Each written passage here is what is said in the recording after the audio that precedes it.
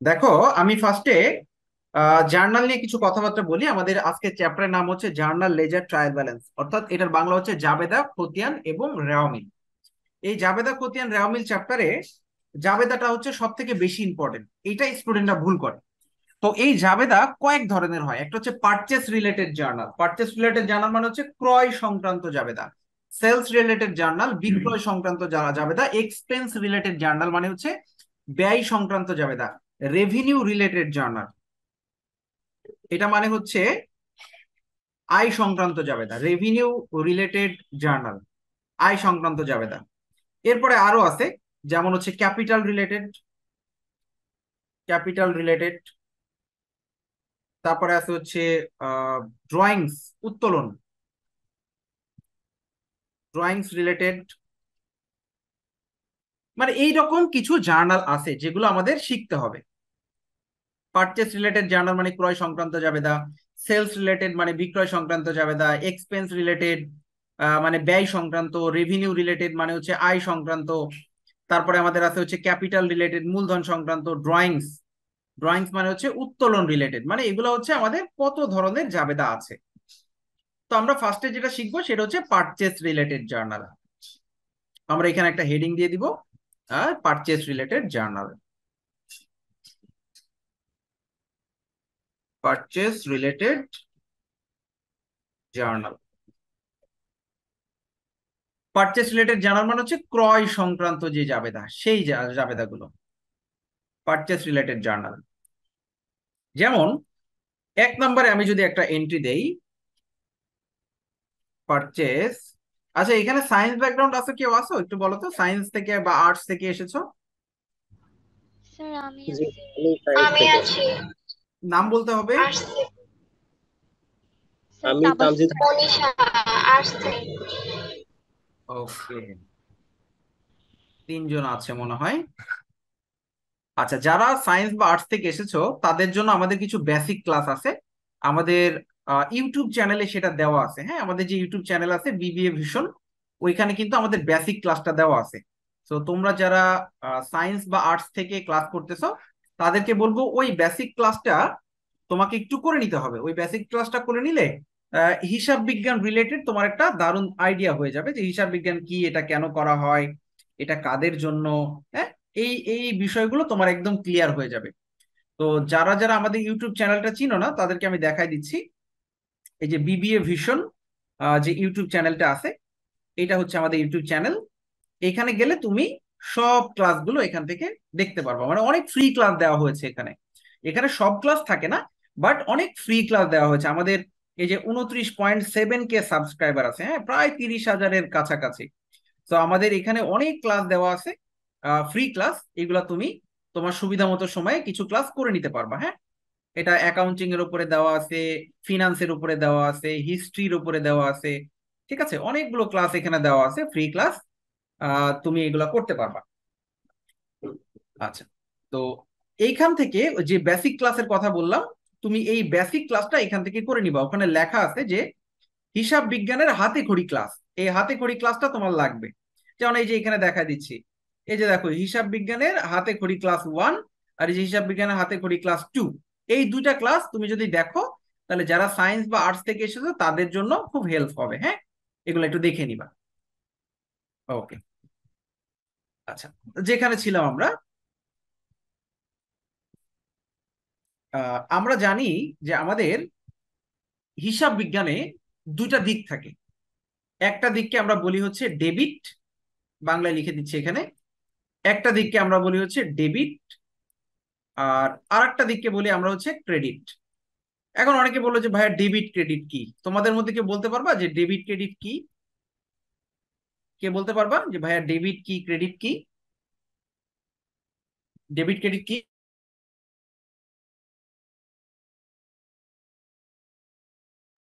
Debit credit কি, কে বলতে পারবা? ভাইয়া হিসাবের যেটা দুইটি আয় পক্ষ। ডেবিট আর যেটা ব্যয় হয় সেটা ক্রেডিট। যেই পক্ষ সুবিধা গ্রহণ করে ওইটা হচ্ছে ডেবিট। যেই পক্ষ সুবিধা প্রদান করে ওইটা হচ্ছে ক্রেডিট। যে সুবিধা গ্রহণ করবে সে ডেবিট, আর যে সুবিধা প্রদান করবে সে হচ্ছে ক্রেডিট। মনে রাখতে হবে ডেবিট এবং ক্রেডিট। সুবিধা গ্রহণকারী ডেবিট, সুবিধা প্রদানকারী ক্রেডিট। এটা একটু মাথায় রাখতে হবে। তো আমাদের হিসাব বিজ্ঞানে যেমন ধরো এখন প্রশ্ন হচ্ছে যে ভাই এই যে জার্নাল, লেজার, ট্রায়াল ব্যালেন্স, আমরা এখন যেটা শিখতেছি এটা হচ্ছে জার্নাল শিখতেছি, জাবেদা। সবার উদ্দেশ্যে বলতেছি, আমি একদম বেসিক থেকে করেছি, আমি ধরে নিচ্ছি তোমরা কিছু পারো না। তো জার্নাল মানে হচ্ছে জাবেদা। এই জাবেদাটা আসলে কেন করা হয়? এই জাবেদাটা করা হয় যে আমরা যখন একটা ব্যবসা প্রতিষ্ঠান পরিচালনা করি তখন সারা দিনে অনেক লেনদেন হয়, অনেক কেনা বেচা হয়। যেমন তোমার ধরো একটা মুদির দোকান আছে, এই মুদির দোকানে কিন্তু সারাদিন কেনা বেচা হয়। এই কেনা বেচা গুলো হিসাব রাখতে হয় না? তাহলে তুমি, দোকানদার কি করে, একটা হিসাবের খাতায় লিখে রাখে কয় টাকার পণ্য বিক্রি করলো, কয় টাকার পণ্য কিনলো, সে কিন্তু লিখে রাখে। তাহলে এই যে লিখে রাখে, সে কিন্তু জানে না যে এটা সে জাবেদা করতেছে, কারণ সে খুব বেশি শিক্ষিত না, সে জানে না যে এটা জাবেদা করতেছে।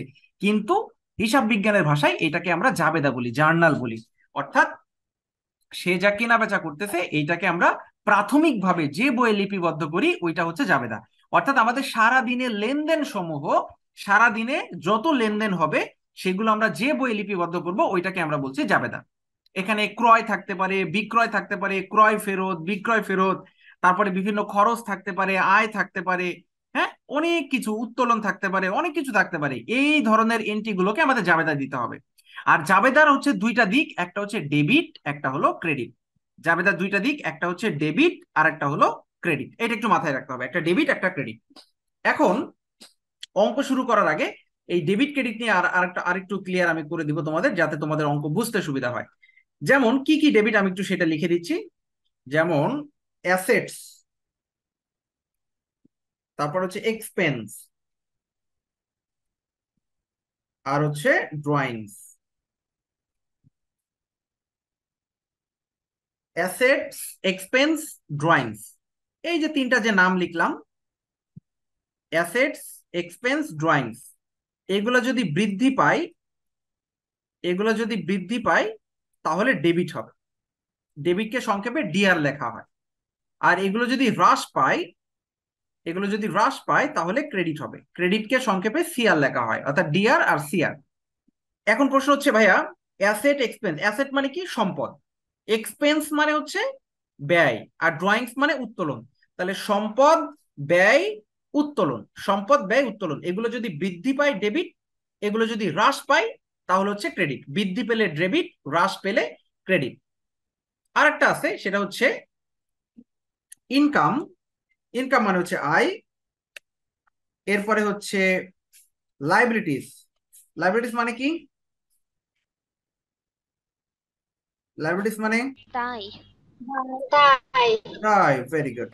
তাহলে ইনকাম, লাইবিলিটিস আর ক্যাপিটাল, এইগুলো আবার উল্টা। এইগুলা যদি বৃদ্ধি পায় তাহলে ক্রেডিট হয়, উল্টা। এগুলা বৃদ্ধি পেলে ক্রেডিট হবে, আর এগুলো যদি হ্রাস পায়, হ্রাস পাইলে ডেবিট হবে। তাহলে এগুলো হচ্ছে আগেরটার সাথে উল্টা। অর্থাৎ সম্পদ, ব্যয়, উত্তোলন, বৃদ্ধি পেলে ডেবিট, হ্রাস পেলে ক্রেডিট। আর ইনকাম, লাইবিলিটিস, ক্যাপিটাল, বৃদ্ধি পেলে ক্রেডিট, হ্রাস পেলে ডেবিট। এখন তোমাকে যদি প্রশ্ন করা হয় যে এখানে যে অ্যাসেটের কথা বলা আছে, এখানে যে অ্যাসেটের কথা বলা আছে, এই অ্যাসেট কোনগুলো, সম্পদ কোনগুলো, তুমি কি বলতে পারবা সম্পদ কোনগুলো? কেউ বলতে পারবে সম্পদ কোনগুলো? কারো কোনো আইডিয়া কোনগুলো সম্পদ? ইকুইপমেন্ট, টাকা পয়সা, এগুলো তো সম্পদ। তুই একটা নাম বলো তো ইংরেজিতে। Cash, accounting receivable, supplies, furniture, cash, supplies, furniture. আচ্ছা, অনেকের নাম বলেছে। যেমন সম্পদ কোনগুলো? যেমন তোমার হচ্ছে তোমার কাছে নগদ টাকা আছে, ক্যাশ টাকা আছে, এটা তোমার একটা সম্পদ। যেই তারপর হচ্ছে তোমার হচ্ছে ফার্নিচার, ফার্নিচার একটা সম্পদ। তারপরে ইকুইপমেন্ট, ইকুইপমেন্ট একটা সম্পদ। স্যার মেশিনারি, ইনভেন্টরি আর মার্চেন্ডাইজও। হ্যাঁ মেশিনারি একটা সম্পদ। তোমার ব্যাংকে টাকা আছে, ব্যাংক টাকা একটা সম্পদ। অর্থাৎ যেই জিনিসগুলো আমরা দীর্ঘদিন ধরে ব্যবহার করি, বা ওই জিনিসগুলো থেকে আমরা দীর্ঘদিন সুবিধা ভোগ করি, যেমন একটা ফার্নিচার, এটা আমরা দীর্ঘদিন ধরে ভোগ করি, সুবিধা ভোগ করি, তাহলে এগুলো দীর্ঘদিন ব্যবহার করা যায়, এগুলো হচ্ছে এক একটা সম্পদ, অ্যাসেট। ঠিক আছে, এরকম অনেকগুলো অ্যাসেট আছে। এক্সপেন্স মানে হচ্ছে ব্যয়। ব্যয় মানে হচ্ছে খরচ। খরচ কোনগুলো? যেমন বেতন দেওয়া হলো, স্যালারি, এটা একটা খরচ। মজুরি দেওয়া হলো, এটা একটা খরচ। এরকম বিভিন্ন ধরনের খরচ আছে। ড্রয়িংস মানে হচ্ছে উত্তোলন। তারপরে ইনকাম কোনগুলো, এটার একটা লিস্ট আমি তোমাদেরকে দিয়ে দিব, এইটা তোমরা বাসায় মুখস্থ করে ফেলবা, ঠিক আছে? এটা বাসায় মুখস্থ করে ফেলতে হবে। যে পিডিএফটা আমি এখন দেখাচ্ছি, এই পিডিএফ এর মধ্যে দেওয়া আছে যে কোনগুলো স্থায়ী সম্পদ, কোনগুলো ফিক্সড অ্যাসেট। এই যে এখানে লেখা আছে কোনগুলো স্থায়ী সম্পদ বা ফিক্সড অ্যাসেট। অ্যাসেট আবার দুই প্রকার, একটা ফিক্সড অ্যাসেট, একটা কারেন্ট অ্যাসেট। এই যে অফিস ইকুইপমেন্ট, এটা সম্পদ। বিল্ডিং, এই যে বাংলাগুলো দেওয়া আছে যাতে তোমরা বুঝতে পারো খুব সুন্দরভাবে, এই অর্থগুলো না জানলে কিন্তু হবে না, ঠিক আছে? আগে বাংলায় পড়েছো, এখন ইংরেজিতে পড়তেছো, অর্থগুলো জানতে হবে। ল্যান্ড মানে ভূমি, এটা একটা সম্পদ। স্টোর ইকুইপমেন্ট মানে মজুদাগার, মানে যেখানে মজুদ করে রাখা হয়। ফার্নিচার, আসবাবপত্র সম্পদ, এখানে অনেকগুলো সম্পদের নাম দেওয়া আছে। আবার চলতি সম্পদ, কারেন্ট অ্যাসেট, যেই সম্পদগুলো খুব দ্রুত, মানে দ্রুত সময়ের মধ্যে অর্থাৎ 1 বছরের মধ্যে সীমাবদ্ধ, এগুলোকে বলে চলতি সম্পদ। যেমন ক্যাশ অ্যাট ব্যাংক, মানে ক্যাশ টাকা কি হয়, আসে আবার যায়, আপ ডাউন হতে থাকে না, 1 বছরের মধ্যে অনেক আপ ডাউন হতে থাকে। কিন্তু ফার্নিচার, এটাকে আমরা বারবার প্রতি মাসে মাসে কিনি না, একবার কিনে দীর্ঘদিন ব্যবহার করি, তাহলে ওটা হচ্ছে ফিক্সড অ্যাসেট, এটা হচ্ছে কারেন্ট অ্যাসেট। হ্যাঁ, এর নাম দেওয়া আছে, ঠিক আছে? এগুলা অ্যাকাউন্ট রিসিভেবল, দেনাদার, নোট রিসিভেবল, প্রাপ্য নোট। এই যে নামগুলো মুখস্থ করে ফেলতে হবে কোনগুলো সম্পদ। আমরা বলেছি সম্পদ বৃদ্ধি পাইলে ডেবিট, সম্পদ হ্রাস পাইলে ক্রেডিট। আবারও বলছি, সম্পদ বৃদ্ধি পাইলে ডেবিট, সম্পদ হ্রাস পাইলে ক্রেডিট। এই নামগুলো মুখস্থ করে ফেলতে হবে, ঠিক আছে? এটা হচ্ছে হিসাব বিজ্ঞানের একদম বেসিক জিনিস। এইটা যদি তুমি ধাপে ধাপে না মুখস্থ করো তাহলে কিন্তু হবে না। এরপরে ইনকাম দেওয়া আছে। ইনকাম, ইনকাম কোনগুলো, সব নামগুলো এখানে সিরিয়ালে দেওয়া আছে। সার্ভিস রেভিনিউ মানে সেবা আয়। কমিশন রিসিভড মানে কমিশন প্রাপ্তি, এটা একটা আয়। সেলস মানে বিক্রয়, বিক্রয় করলে কি হয়, বিক্রয় করলে আয় হয়। ডিভিডেন্ড রিসিভড, লভ্যাংশ পেয়েছো, লভ্যাংশ একটা আয়। এভাবে আয়ের লিস্ট দেওয়া আছে। তারপরে এক্সপেন্স, এই যে ব্যয়ের লিস্ট দেওয়া আছে। স্যালারি মানে হচ্ছে কি বেতন, এটা একটা ব্যয়। রিপেয়ার এক্সপেন্স, মেরামত খরচ একটা ব্যয়। রেন্ট ভাড়া একটা ব্যয়। এভাবে আয় ব্যয় সব দেওয়া আছে। এবার দায়, দায়ের লিস্টও দেওয়া আছে, দেখো। লং টার্ম লাইবিলিটিস আর কারেন্ট লাইবিলিটিস। লং টার্ম মানে যেটা দীর্ঘ সময়ের জন্য, ঠিক আছে? লং টার্ম হচ্ছে দীর্ঘ সময়ের জন্য, আর কারেন্ট লাইবিলিটিস হচ্ছে চলতি দায় যেটা। তাহলে দীর্ঘ সময়ের দায় আর চলতি দায়, এই নামগুলো মুখস্থ করে ফেলতে হবে, ঠিক আছে? এই পিডিএফটা আমি আজকে গ্রুপে দিয়ে দিব। তোমার কাজ হচ্ছে কোনগুলো সম্পদ, কোনগুলো দায়, এই নামগুলো একদম মুখস্থ করে ফেলা।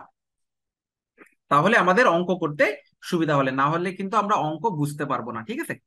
না হলে অঙ্ক বুঝতে পারবো না। আচ্ছা, তারপর আমি খুব সহজভাবে বোঝানোর চেষ্টা করব, যেহেতু আমি এখানে দেখতেছি অনেকে সায়েন্স ব্যাকগ্রাউন্ড, অনেকে আর্টস ব্যাকগ্রাউন্ড। যত সহজে বোঝানো যায় আমি তত সহজে বোঝাবো। তার মানে আমরা এখান থেকে কি শিখলাম, জার্নালের দুইটা দিক থাকে, একটা একটা হচ্ছে ডেবিট দিক, একটা হচ্ছে ক্রেডিট দিক। একটা হচ্ছে ডেবিট, একটা হচ্ছে ক্রেডিট। আমরা প্রথমে যে রিলেটেড জার্নালটা শিখতে চেয়েছি, আমি বলেছি জার্নালের অনেক রিলেটেড অঙ্ক আছে। এই যে purchase related, sales related, expense related, revenue related, capital related, drawings related, অনেক রিলেটেড জার্নাল আছে। আমরা আজকে পারচেস রিলেটেড যে জার্নালটা আছে এইটা শিখবো, ঠিক আছে? তো পারচেস রিলেটেড জার্নাল শিখতে গেলে আহ প্রথমে কি জানতে হবে সেটা আমি একটু বলে দিচ্ছি। আমরা একটু পরের পেজে যাই। পরের পেজে এন্ট্রিটা আবার আমি লিখছি একটু। পারচেস গুডস, এই গুডস মানে কি বলতো? দ্রব্য। গুডস মানে হচ্ছে পণ্য বা দ্রব্য। হ্যাঁ, গুডস মানে হচ্ছে পণ্য বা দ্রব্য, এটা মনে রাখতে হবে। গুডস মানে পণ্য বা দ্রব্য। ওকে, পারচেজ গুডস টাকা 5,000 অন ক্রেডিট। তার মানে হচ্ছে পণ্য কেনা হয়েছে অন ক্রেডিট মানে বাকিতে। অন ক্রেডিট মানে হচ্ছে বাকিতে। তাহলে এইখানে কিন্তু দুইটা পক্ষ আছে, দুইটা দিক আছে, একটা ডেবিট একটা ক্রেডিট। কিভাবে? এই যে পণ্যটা তুমি কিনেছো, তুমি কিসের বিনিময়ে কিনেছো? বাকিতে কিনেছো। আবার নগদেও তুমি কিনতে পারো, নগদেও কিনতে পারো, বাকিতেও কিনতে পারো। একটা জিনিস মনে রাখবা, যখনই আমরা জার্নাল করব, জাবেদা করব, যখনই তুমি ক্রয় করবা, পারচেস করবা, তখনই পারচেস হবে ডেবিট সব সময়। যেমন এই অঙ্কের ক্ষেত্রে পারচেস হবে ডেবিট। আর যেহেতু বাকিতে কিনতেছি, বাকিতে কিনলে তুমি তো আর টাকা দিচ্ছ না, তাহলে যার কাছ থেকে কিনতেছো ওই বেটা ভবিষ্যতে টাকা পাবে তোমার কাছে, ওইটাকে বলে পাওনাদার। ইংরেজি হচ্ছে accounts payable. Accounts payable, credit, এই হচ্ছে দুইটা পক্ষ। আবার বলছি, যখনই তুমি পণ্য ক্রয় করবা, পণ্য ক্রয় করলে পারচেজ ডেবিট হবে, পণ্য ক্রয় করলে পারচেজ ডেবিট। যখনই ক্রয় করবা পারচেজ ডেবিট। মানে এই তুমি দেখবা যে পারচেজ ওয়ার্ডটা অঙ্কের মধ্যে আছে কিনা। যদি পারচেজ ওয়ার্ড থাকে পারচেজ ডেবিট। আর অ্যাকাউন্টস বাকিতে কিনেছি, এই যে অন ক্রেডিট লেখা আছে, অন ক্রেডিট মানে বাকিতে। তাহলে পাওনাদার ক্রেডিট। কারণ কি, তুমি কিনে নিয়ে আসছো কিন্তু টাকা পরিশোধ করতেছো না, তাহলে purchase debit, accounts payable credit. এখন এই অঙ্কটাই, এই এন্ট্রিটাই যদি অন্যভাবে আসে, যেমন যদি এইভাবে আসে যে পারচেজ গুডস টাকা 5,000 অন ক্যাশ, মানে নগদে পণ্য কিনেছো, তুমি নগদে পণ্য কিনেছো, পারচেজ গুডস টাকা 5,000 অন ক্যাশ, নগদে কিনেছো। আচ্ছা, যদি নগদে তুমি পণ্য কেনো, আমি বলেছি তুমি আগে দেখবা পারচেজ ওয়ার্ডটা আছে কিনা, পারচেস ওয়ার্ডটা আছে কিনা। আচ্ছা, পারচেস ওয়ার্ড থাকলে জাবেদা কি হবে বলতো? পারচেস ওয়ার্ড থাকলে জাবেদা কি হবে? Purchase debit cash credit. Purchase debit. আমি বলেছি পারচেস ওয়ার্ডটা থাকলেই পারচেস হবে ডেবিট। আর যেহেতু নগদে কিনেছি অন ক্যাশ, তাহলে এখানে ক্যাশ ক্রেডিট হবে, এখানে হবে ক্যাশ ক্রেডিট। পারচেস ডেবিট আর ক্যাশ হবে ক্রেডিট। কারণ কি, কারণ এখানে যে নগদ কথাটা উল্লেখ আছে, অন ক্যাশ মানে নগদে। যদি বাকিতে ক্রয় করি অন ক্রেডিট, তাহলে পাওনাদার ক্রেডিট হবে, অ্যাকাউন্টস পেবল ক্রেডিট হবে, আর নগদে কিনলে ক্যাশ ক্রেডিট হবে। আচ্ছা, এখন যদি আমি বলি আর একটা এন্ট্রি যদি দেই এইভাবে, যদি আমি আর একটা এন্ট্রি দেই, যাদের সাউন্ড শোনা যাচ্ছে একটু মিউট করে ফেলো। পারচেজ গুডস টাকা 5,000 অন নোটস পেবল। আচ্ছা, পারচেজ গুডস মানে পণ্য ক্রয় করা হয়েছে, 5,000 টাকার পণ্য ক্রয় করা হয়েছে অন নোটস পেবল। আচ্ছা দেখো, আমাকে বলো পারচেস আছে না নাই? অঙ্কের মধ্যে কি পারচেস আছে নাকি নাই? জি জি আছে। ভাইয়া আছে। আছে। তাহলে পারচেস থাকলে যাবে কি হবে? Purchase purchase debit purchase notes payable debit credit. Notes payable credit. Purchase থাকলে পারচেস ডেবিট, অলওয়েজ পারচেস থাকলে পারচেস ডেবিট। এবার বলো, আমি কি নগদে কিনতেছি? না, নগদে কিনলে ক্যাশ ক্রেডিট করতাম। আমি কি বাকিতে কিনতেছি? বাকিতেও কিনতেছি না, বাকিতে কিনলে অ্যাকাউন্টস পেবল ক্রেডিট করতাম। আমি নোটের মাধ্যমে কিনতেছি, যদি নোটের মাধ্যমে কেনা হয় তাহলে নোটস পেবল ক্রেডিট হবে, নোটের মাধ্যমে কিনলে নোটস পেবল ক্রেডিট হবে। তাহলে আমরা যখন পণ্য কিনবো এই 3 ভাবে কিনতে পারি। আমরা হয় বাকিতে কিনবো, নাই নগদে কিনবো, নাই নোটের মাধ্যমে কিনবো। আমি যেভাবেই কিনি না কেন, যেভাবেই আমি ক্রয় করি না কেন, আমার সবসময় মনে রাখবা পারচেজ ডেবিট। ক্রয় করলেই পারচেজ কি হবে? ডেবিট হবে। এটা কি বুঝতে পেরেছো যে ক্রয় করলে পারচেজ ডেবিট? জি এটা ভাইয়া। কি বোঝা জি গেছে? ভাই, বুঝতে পারছি। আচ্ছা, তাহলে ক্রয় করলে পারচেজ ডেবিট। একটা ব্যতিক্রম আছে, ওই ব্যতিক্রমটা এখন দেখাবো। একটা ব্যতিক্রম, 4 নাম্বার দিয়ে আমি ব্যতিক্রমটা দেখাচ্ছি। দেখো, একটা ব্যতিক্রম আছে শুধু। ধরো পারচেজ ফার্নিচার টাকা 5,000 অন ক্যাশ। এখানে কি ক্রয় করেছি বলতো? ফার্নিচার ক্রয় করতে। ফার্নিচার ক্রয় করেছি। আচ্ছা, এখানেও কিন্তু পারচেস ওয়ার্ডটা আছে, এখানেও কিন্তু পারচেস ওয়ার্ডটা আছে। আমরা জানি পারচেস থাকলে পারচেস ডেবিট হয়, কিন্তু এইটা একটু ব্যতিক্রম। এইখানে ডেবিট হবে ফার্নিচার, ফার্নিচার ডেবিট, আর নগদে কিনেছি তাহলে ক্যাশ ক্রেডিট। এখন প্রশ্ন হচ্ছে ভাইয়া এখানে পারচেস আছে তারপরও পারচেস ডেবিট হলো না কেন? এটা একটা প্রশ্ন যে ভাইয়া পারচেস আছে, আমরা তো জানি পারচেস থাকলে পারচেস ডেবিট হয়, তাহলে এই এখানে অঙ্কটার ক্ষেত্রে। ফার্নিচার একটা সম্পদ বোঝাচ্ছে, এই জন্যই আর কি ফার্নিচার সরাসরি আসলো, পারচেজ হ্যাঁ, না। ভেরি গুড, এই যে আলামিন খুব সুন্দর কথা বলেছে। ফার্নিচার হচ্ছে একটা সম্পদ। যদি আমি কখনো কোনো সম্পদ ক্রয় করি, ওইটা ব্যতিক্রম। তাহলে কোনো সম্পদ ক্রয় করলে সম্পদের নামটাই ডেবিট করতে হবে, তখন আর পারচেজ ডেবিট হবে না। তাহলে ব্যতিক্রমটা কি? আমরা যদি কোনো সম্পদ ক্রয় করি, ফার্নিচারের জায়গায় হতে পারে ইকুইপমেন্ট থাকতে পারে, মেশিনারি থাকতে পারে, তো যাই থাকবে ওইটা ডেবিট। মেশিনারি থাকলে মেশিনারি ডেবিট, ইকুইপমেন্ট থাকলে ইকুইপমেন্ট ডেবিট, যাই থাকবে ওইটা ডেবিট, আর ক্যাশ ক্রেডিট। ঠিক আছে, তাহলে এটা হচ্ছে ব্যতিক্রম, কোন সম্পদ কিনলে সম্পদের নামটা ডেবিট করতে হবে। আচ্ছা, এবার এটা হচ্ছে পারচেস রিলেটেড এন্ট্রি। এবার আমি যদি সেলস রিলেটেড শেখাই, বিক্রয় সংক্রান্ত যদি শেখাই, তাহলে এখানে দেখো একটা একটা করে লিখছি আমি বিক্রয় সংক্রান্ত। ধরো এখানে আমার আছে সেলস গুডস টাকা 5,000 অন ক্রেডিট। সেলস গুডস টাকা 5,000 অন ক্রেডিট, এটার বাংলা অর্থ কি বলতো?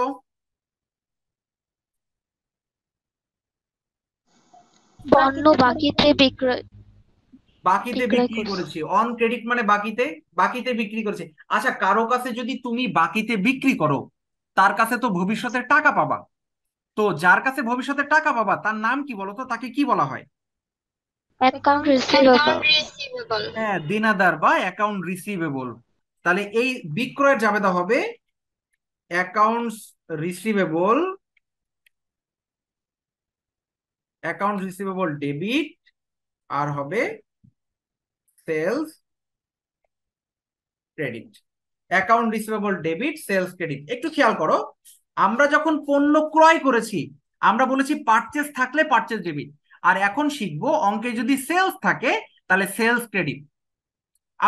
আমাদের কিন্তু উল্টা হবে, আমরা শিখেছি পারচেজ থাকলে পারচেজ ডেবিট হয়, আর এখন শিখবো সেলস থাকলে সেলস অলওয়েজ ক্রেডিট।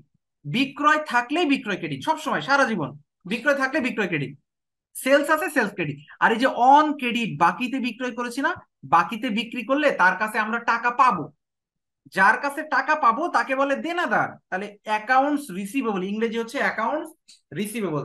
তাহলে account receivable debit, sales credit. আমাদের বলেছি যে জাবেদায় দুইটা পক্ষ থাকে, একটা ডেবিট আর একটা ক্রেডিট। আচ্ছা, এবার সেকেন্ডটা যদি আমরা করি, purchase sales goods,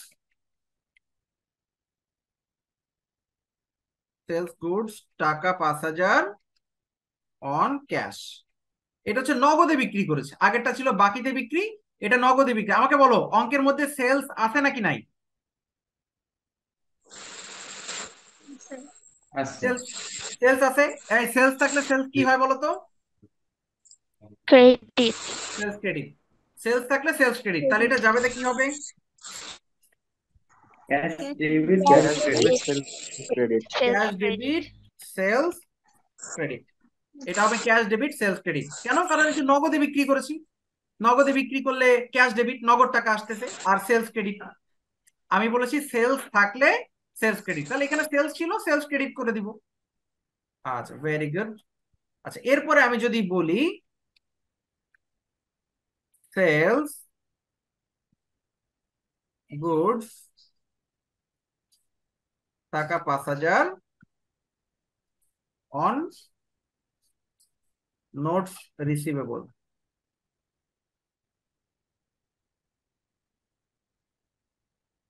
sales goods টাকা 5,000 অন নোটস রিসিভেবল, মানে নোটের মাধ্যমে বিক্রি করা হয়েছে। এই যে নোটের মাধ্যমে যে বিক্রি করেছো, তাহলে এটা নগদেও না বাকিতেও না, নোটের মাধ্যমে। আমি বলছি সেলস থাকলে সেলস ক্রেডিট, তাহলে সেলস হবে ক্রেডিট, আর ডেবিট হবে কি বলতো? Notes receivable. Not receivable. Note receivable debit আর সেলস ক্রেডিট। সেলস থাকলে বলেছি সেলস অলওয়েজ ক্রেডিট, সেলস থাকলে সেলস ক্রেডিট হবে। তাহলে note receivable debit, sales credit. তাহলে এ হচ্ছে বিক্রয় সংক্রান্ত। এবার একটা ব্যতিক্রম, যদি আমরা কোনো সম্পদ বিক্রি করি, সেলস ফার্নিচার টাকা 5,000 অন ক্যাশ। নগদে ফার্নিচার বিক্রি আছে, দেখো এটা ব্যতিক্রম। এইখানে যদিও অঙ্কের মধ্যে সেলস কথাটা আছে, তারপরেও কি বিক্রি করছি? ফার্নিচার, একটা সম্পদ আছে। সম্পদ থাকলে আর সেলস ক্রেডিট হবে না, তখন হবে ক্যাশ ডেবিট ফার্নিচার। ফার্নিচার। আর furniture credit. Cash debit, furniture credit. তার মানে ব্যতিক্রমটা কি?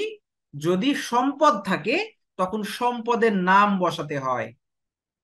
তাহলে এই ছিল আমাদের পারচেস রিলেটেড আর সেলস রিলেটেড, ক্রয় সংক্রান্ত এবং বিক্রয় সংক্রান্ত জাবেদা। আমরা বলেছি অঙ্কের মধ্যে পারচেস রিলেটেড থাকবে, সেলস রিলেটেড। আমরা এই দুইটা শিখলাম, পারচেস রিলেটেড, সেলস রিলেটেড। আমাদের এক্সপেন্স রিলেটেড আছে, রেভিনিউ আছে, ক্যাপিটাল আছে, উইথ ড্রয়িংস আছে। আমাদের প্রত্যেকটাই শিখতে হবে, আলাদা আলাদা ভাবে প্রত্যেকটাই শিখতে হবে। এখন অনেকে এই জিনিসগুলো মোটামুটি পারে, তারপরেও আমরা একটু ঝালাই করে নিব, যাতে করে আমরা যখন একটু কঠিন টাইপের অঙ্ক করব তখনও যাতে আমরা বুঝতে পারি। ঠিক আছে, এই জন্য আমরা একটু বেসিক থেকে, যাতে আমি ধরে নিচ্ছি কেউ পারি না, ঠিক আছে, আমি ধরে নিচ্ছি কেউ পারি না, যাতে আমরা বেসিক থেকে শিখতে পারি। তাহলে আমরা আজকে শিখলাম পারচেস রিলেটেড এবং সেলস রিলেটেড জার্নাল। আমরা নেক্সট ক্লাসে যেটা শিখবো, নেক্সট ক্লাসে বাকি যে চারটা আছে, expense related, revenue related, capital related, drawings related, বা আগামী ক্লাসে আমরা এই বাকি চারটা শিখে ফেলবো। এইটা শেখার পরে তারপরে আমাদের যে পিডিএফ ফাইলটা আছে, এই যে এটা হচ্ছে আমাদের জার্নালের পিডিএফ ফাইল, এটা না, এটা আমি দেখাচ্ছি, এই যে এটা হচ্ছে আমাদের এই যে জেনারেল জার্নাল, এটা হচ্ছে আমাদের জার্নালের পিডিএফ ফাইল। এখানে কিছু প্র্যাকটিসের জন্য দেওয়া আছে, এই যে আমাদের অনেকগুলো, এই যে প্রবলেম 1 থেকে শুরু করে এই যে অনেক অঙ্ক এখানে জার্নালে দেওয়া আছে। কিন্তু এই অঙ্কের ডিরেক্ট যদি আমি চলে যাই তাহলে অনেকেই বুঝবে না যে ভাই এটা কিভাবে হলো, ডেবিট কিভাবে, ক্রেডিট কিভাবে, হ্যাঁ, অনেকেই বুঝবে না। এই জন্য আগে আমরা কি করব, ওই বেসিকটা শিখে এসে তারপরে এই জার্নালের মধ্যে শিখবো। ঠিক আছে, জার্নাল মানে হচ্ছে জাবেদা, এই জাবেদা তখন আমরা শিখবো। এই জন্য আগে আমি একটু বেসিক দিয়ে দিচ্ছি, যাতে আমি ধরে নিচ্ছি কেউ পারি না আমরা, হ্যাঁ, এই জন্য বেসিকটা দিয়ে দিচ্ছি। কারো কোনো কোশ্চেন আছে আজকের ক্লাসে, একটু বলো তো। আজকের ক্লাসের কোশ্চেন নাই ভাইয়া, কিন্তু ক্লাসের বাইরে একটু কোশ্চেন ছিল। হ্যাঁ হ্যাঁ, শিওর শিওর, ক্লাসের বাইরে বলো কি কোশ্চেন। ওই যে ফিনান্স ক্লাস করলাম আজকে, তো দেখলাম ওখানে অনেক ভাইয়েরা আগে থেকে ক্লাস করছে। তো স্যার কি আমাদের আবার প্রথম থেকে শুরু করছে না মাঝখান থেকে ক্লাস শুরু করছে? আচ্ছা, আমি কোশ্চেনের উত্তরটা দিচ্ছি। ফিনান্সে যে চ্যাপ্টারটা করানো হচ্ছে, time value of money. Time value of money হচ্ছে তোমার যে ফিনান্স বইটা আছে, এই ফিনান্স বইয়ের প্রথম চ্যাপ্টারে তো ম্যাথ না, এটা তো থিওরি। প্রথম চ্যাপ্টারে, প্রথম চ্যাপ্টার বা দ্বিতীয় চ্যাপ্টার, এগুলোতে থিওরি, এগুলোতে কোনো ম্যাথ নাই। ম্যাথ যেখান থেকে শুরু হয়েছে, এইটা হলো ম্যাথের প্রথম চ্যাপ্টার। ম্যাথ যেখান থেকে শুরু হয়েছে, প্রথম চ্যাপ্টার থিওরি আমরা সাজেশন দিয়ে দিব, এটা বাসায় পড়ে নিতে হবে প্রথমে 1-2 চ্যাপ্টারে।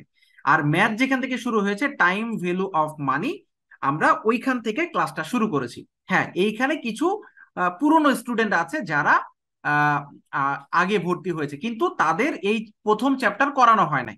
অর্থাৎ তাদের তারা হচ্ছে যে তোমাদের সাথে একটু রিভিশন করতেছে, কারণ ওদের করানোই হয় নাই, ওরা করে নাই এই চ্যাপ্টার। এই জন্য ওদেরকে বলা হয়েছে যে আমরা তো একটা নতুন ব্যাচ শুরু করেছি, তাহলে তোমরা এই ব্যাচের সাথে ক্লাসটা করে নিতে পারো, যেহেতু তোমরা মিস করেছো। এই জন্য ওরা তোমাদের সাথে ওই ক্লাসটা রিভিশন করে নিচ্ছে, যেহেতু ওরা করে নাই। তবে এই ক্লাসটা তোমাদের জন্য, এবং এটা প্রথম থেকে শুরু করা হয়েছে। এটা ফিনান্স বইয়ের প্রথম ম্যাথ চ্যাপ্টার, কারণ আগে ফিনান্স ক্লাস একটাও বুঝতে হয় পারছি। নাই। আর ভাই শুরু বলো। আমাদের ফাইনাল পরীক্ষাটা কবে হবে? তোমাদের ফাইনাল পরীক্ষা দেরি আছে এখনো, কেবল ইন কোর্স পরীক্ষা চলতেছে বিভিন্ন কলেজে, এখনো দেরি আছে।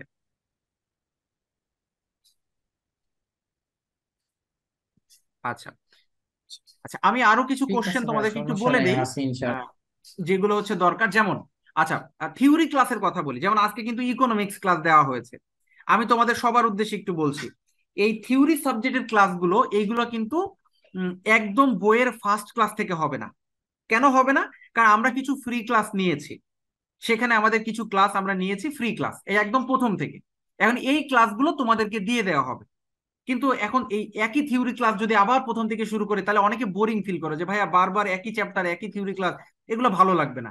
এই জন্য ম্যাথ গুলো আমরা প্রথম থেকে শুরু করি, কিন্তু থিওরি যে ক্লাসগুলো আছে, এইগুলা হচ্ছে যে একদম প্রথম থেকে শুরু হবে না। তবে প্রথম থেকে তোমাকে দেওয়া হবে, তুমি প্রতিটা ক্লাস পাবা, একদম ক্লাস 1, 2, 3, ওগুলো ভিডিও রেকর্ড থাকবে আমাদেরকে, ওইগুলো প্রত্যেকটা ক্লাস তোমাকে দেওয়া হবে। কারণ থিওরি ক্লাসগুলো অনেক সময় বোরিং, দেখবে যে অনেকে জয়েন করে না থিওরি ক্লাসে। কেন ভাইয়া থিওরি ক্লাস করতে ভালো লাগে না? তারপরও আমরা নেই কেন থিওরি ক্লাস? রেজাল্ট ভালো হওয়ার জন্য, যাতে আমাদের রেজাল্টটা একটু ভালো হয়, এই জন্য থিওরি ক্লাসগুলো নিয়ে থাকি। তোমরা অবশ্যই ক্লাসগুলো করবা, এবং প্রথম থেকে থিওরির ক্লাসগুলো দেওয়া হবে, সেটা ম্যানেজমেন্ট হোক, সেটা মার্কেটিং হোক, সেটা ইকোনমিক্স হোক, প্রত্যেকটা ক্লাস একদম প্রথম থেকে পাবা থিওরিগুলো। তবে লাইভ ক্লাস যখন আপু নিবে, তখন আপু যেই ক্লাসগুলো নেয় সেটা হচ্ছে ইম্পর্টেন্ট কোশ্চেনগুলো, যেগুলো পরীক্ষায় আসতে পারে। এখন হয়তো বা আজকে ইকোনমিক্স ক্লাস যেটা আছে, এটা হচ্ছে তোমার বইয়ের একেবারে প্রথম ক্লাস, হয়তো নাও হইতে পারে। তবে প্রথম ক্লাস থেকে ভিডিওগুলো আমি তোমাদেরকে গ্রুপে দিয়ে দিব, যাতে তোমরা ওই ক্লাসগুলো পাবো, এবং আমি লিখে দিব যে এটা ক্লাস 1, এটা ক্লাস 2, এটা ক্লাস 3, একদম সিরিয়ালে লিখে দিব, যাতে তোমরা সবাই সেই ক্লাসগুলো পাও। কারণ থিওরি বোরিং সাবজেক্ট, অনেকে বোরিং ফিল করে, এই জন্য। হ্যাঁ, আর কোনো কোশ্চেন আছে? অ্যাকাউন্টিং আর ফাইন্যান্সটা একটু রাখলে হবে বেশি, আর হ্যাঁ, থিওরি গুলো তাও ক্লাস পাওয়া অ্যাকাউন্টিং যাবে। আমি একটু বলি, অ্যাকাউন্টিং ক্লাস আমাদের সপ্তাহে তো 4 দিন ক্লাস দিব। 4 দিনের মধ্যে মোটামুটি ভাবে 3 দিন অ্যাকাউন্টিং ক্লাস আমি রাখবোই। 4 দিনের মধ্যে 3 দিন অ্যাকাউন্টিং ক্লাস রাখবোই। আর থিওরি ক্লাস, যদি আমি খুব মানে বেশি ব্যস্ত না থাকি, আমি 3 দিন চেষ্টা করবো অ্যাকাউন্টিং ক্লাসটা রাখার জন্য। যদি আমি কোনো সপ্তাহে খুব বেশি ব্যস্ত না থাকি, 3 দিন থাকবে অ্যাকাউন্টিং ক্লাস। ফিনান্স ক্লাসটা আমি সপ্তাহে 2 দিন রাখার চেষ্টা করব, কারণ অ্যাকাউন্টিং এর টপিকস বেশি, ফিনান্সের টপিকস একটু কম আছে। ফিনান্স ক্লাসটা 2 দিন হইলেই হবে। আর বাকি ক্লাসগুলো যেমন ইকোনমিক্স আমি চেষ্টা করব সপ্তাহে 2 দিন ক্লাস নেওয়ার জন্য। মার্কেটিং ম্যানেজমেন্ট 2 দিন দরকার হবে না, হয়তো বা একটা একটা করে ক্লাস নিলেই হবে। বাট আমি এভাবে ব্যালেন্স করে ক্লাস দিব যাতে তোমরা উপকৃত হও, ঠিক আছে? অ্যাকাউন্টিংটা একটু বেশি দিব, ফিনান্সটা একটু বেশি দিব, ইকোনমিক্সটা একটু বেশি দিব, বাকি থিওরিগুলো এগুলো বাসায় পড়া সম্ভব। তবে আমরা পরীক্ষা নিব, এটা একটু মাথায় রেখো। আমরা পরীক্ষা নিব, চ্যাপ্টার শেষ হলে মাস শেষে পরীক্ষা নিব, প্রতিটা চ্যাপ্টারের উপরে যেগুলো শেষ হয়ে যাবে মাস শেষে পরীক্ষা নিব, যাতে আমরা জাজ করতে পারি যে তোমার অবস্থাটা কি। ঠিক আছে, এটা একটু মাথায় রেখো। আর তোমাদের মধ্যে যারা, আমি বলেছি যে অনেকে গত মাসের দেখা যাচ্ছে কেউ 10 তারিখে ভর্তি হয়েছে, কেউ 8 তারিখে ভর্তি হচ্ছে, এক একজন এক এক টাইমে। তুমি একটা জিনিস মনে রাখবা, আমাদের পেমেন্ট সিস্টেম হচ্ছে প্রতি মাসের 10 তারিখের মধ্যে পেমেন্ট করতে হবে, প্রতি মাসেরটা প্রতি মাসে। কেউ এমন না যে ভাই আমি 10 তারিখে ভর্তি হয়েছি তাহলে কি আমি পরের মাসের 10 তারিখে পেমেন্ট করব, আমি 15 তারিখে ভর্তি হয়েছি তাহলে কি পরের মাসের 15 তারিখ, এরকম না। তুমি 15 তারিখে ভর্তি হয়েও তুমি কিন্তু ওই মাসের 3 তারিখ বা 4 তারিখ থেকে আমাদের যত ক্লাস নেওয়া হয়েছে প্রত্যেকটা ক্লাস কিন্তু তুমি ভিডিও পাবা। তো এরকম না যে ভাই 15 তারিখ থেকে ভর্তি হয়েছে মানে ওই মাসের 15 তারিখ, এরকম না। 15 তারিখে ভর্তি হইলেও তুমি এই মাসে সব ক্লাস পাচ্ছ, তার মানে তুমি যে পেমেন্টটা করতেছো এটা এই মাসের জন্য। ঠিক আছে, পরের মাসে তুমি যে ক্লাসগুলো করবা, পরের মাসে সবগুলো ক্লাসের লাইভ রেকর্ডেড ক্লাস সবগুলো তুমি পাচ্ছ। তার মানে পরের মাসের জন্য অর্থাৎ প্রতি মাসের পেমেন্ট প্রতি মাসের 10 তারিখের মধ্যে করে দিতে হয় এটা। ঠিক আছে, এখন কারোর হয়তো প্রবলেম থাকতে পারে যে ভাই আমি টিউশনি করে আমি বেতনটা পাইনি, আমি তাহলে 2 দিন পরে দিব। সেক্ষেত্রে তুমি 2 দিন পরে দিতে পারো, কোনো অসুবিধা নেই। ঠিক আছে, বাট ম্যাক্সিমামের এটা মনে রাখতে হবে, যেহেতু আমাদের টিচারদের পেমেন্ট করতে হয়, সো এই জন্য আমাদের পেমেন্টগুলো 10 তারিখের মধ্যে তোমরা দিয়ে দিবা। এখানে যে নাম্বারটা দিয়েছি এটা হচ্ছে আমার পার্সোনাল বিকাশ নগদ নাম্বার। আমি তোমাদেরকে বলবো যে নাম্বারটা সেভ করে নিতে, নাম্বারটা সেভ করে নিবা, কারণ প্রতি মাসে পেমেন্ট করতে গেলে অনেকে নাম্বার খুঁজে পায় না যে ভাই কোন নাম্বারে পাঠাবো, এটাই পাঠাবো কিনা। এটাই পাঠানোর পরে তোমার কাছে তো একটা ডকুমেন্টস থাকলো যে তুমি কোন নাম্বার থেকে পাঠিয়েছো, আমাকে পরে একটা স্ক্রিনশট দিয়ে দিলে বা একটা এসএমএস দিয়ে দিলে ভাইয়া আমি এই নাম্বার থেকে পেমেন্টটা করেছি, এটা একটা স্ক্রিনশট নিয়ে রাখো, পরে ফোনে সেভ করে রাখবা। এটা একটা স্ক্রিনশট নিয়ে নাও, ঠিক আছে? এটা আমার পার্সোনাল নাম্বার, তাহলে নাম্বার ভুল হবে না, একবার সেভ করে থাকলে নাম্বারটা ভুল হবে না যে ভাই সঠিক নাম্বারে পাঠাচ্ছি কিনা টাকাটা। ঠিক আছে, এটা সেভ করে নাও। তাহলে আজকের মতো ক্লাস আমরা এখানেই শেষ করে দিচ্ছি, আমরা নেক্সট দিন ক্লাস শুরু করবো এরপর থেকে। ঠিক আছে, তোমরা সম্পদ কোনগুলো, দায় ভাইয়া একটা কোনগুলো, কোশ্চেন মালিকানা ছিল। সত্ত্ব, এগুলো একটু মুখস্থ করে ফেলবো। ঠিক আছে আপু, কোশ্চেনটা তাহলে একটু ইনবক্স করি মেসেঞ্জার গ্রুপে, আমি ওইখানে রিপ্লাই দিচ্ছি। ঠিক আছে, আজকে এটা শেষ করে দিই, কালকে ইনশাআল্লাহ ভাইয়া কিছু বলার ছিল। একটু মেসেঞ্জারে প্রশ্নটা করো, মেসেঞ্জার গ্রুপে আসো না তুমি, ওইখানে একটু কোশ্চেনটা করো, আমি আছি মেসেঞ্জারে।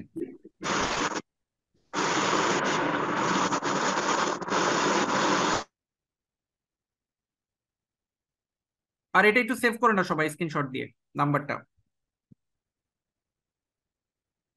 আর যার যা কোশ্চেন আছে মেসেঞ্জার গ্রুপে আমি আসি, ওখানে আমাকে মেনশন দাও, মেসেঞ্জার গ্রুপে আমি